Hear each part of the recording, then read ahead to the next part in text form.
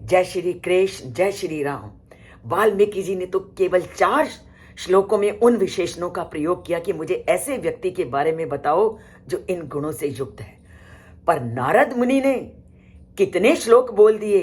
उन्होंने 10 श्लोकों के अंदर इतने गुणों को गिनवा दिया कि इन गुणों से संपन्न है वो व्यक्ति जो श्री राम है। और जब इतने गुणों से युक्त व्यक्ति के बारे में वाल्मीकि ने जाना और वाल्मीकि जब उन गुणों का वर्णन करके खामोश हो गए तो वाल्मीकि ने क्या किया होगा। क्योंकि जब आप किसी से ज्ञान प्राप्त करते हो और वो आपको ज्ञान से युक्त कर देता है तो आपका क्या कर्तव्य बनता है। और उसी कर्तव्य को फिर वाल्मीकि ने निभाया नारद मुनि के प्रति। वो कैसे निभाया? वो निभाया नारदस्य तु तद वाक्यम श्रुत्वा वाक्य विशारदः पूज्या मास धर्मात्मा सह शिष्यो महामुनि। जब पूरे गुणों का वर्णन करके महामुनि शांत हो गए उस समय नारद मुनि ने क्या किया? नारदस्य तु तद वाक्यम, नारद के उन वचनों को जब वाल्मीकि ने सुन लिया तो उस समय उनके वचनों को सुन करके धर्मात्मा वाल्मीकि भी अपने कर्तव्य का पालन करते हुए क्या किया? उन्होंने अपने शिष्यों के साथ उस महामुनि ने उसकी पूजा की।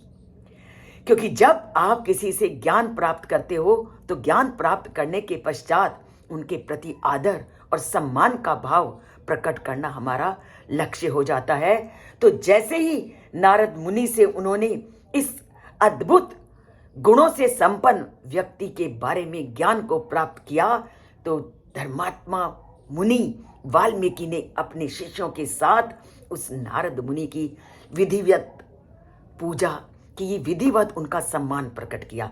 तो ये श्लोक हमें उस तथ्य के साथ साथ इस बात का भी ज्ञान देता है कि जब आप किसी से कोई ज्ञान प्राप्त करो या कुछ भी किसी से आप प्राप्त करो तो आपने विधिवत उसको बाद में सम्मानित करना है। जैसे वाल्मीकि ने नारद मुनि को ये ज्ञान प्राप्त करने के साथ उनकी विधिवत पूजा अर्चना की और शिष्यों के साथ उनको सम्मानित किया। अब जब नारद मुनि का उन्होंने विधिवत सम्मान किया तो उसके बाद क्या हुआ इसको हम जानेंगे कल के श्लोक में।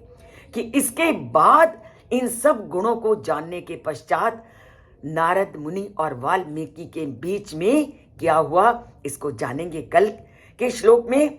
और अब तक हमने जो जाना वो ये जाना कि पूरा गुणों वाले व्यक्ति को वाल्मीकि ने नारद मुनि से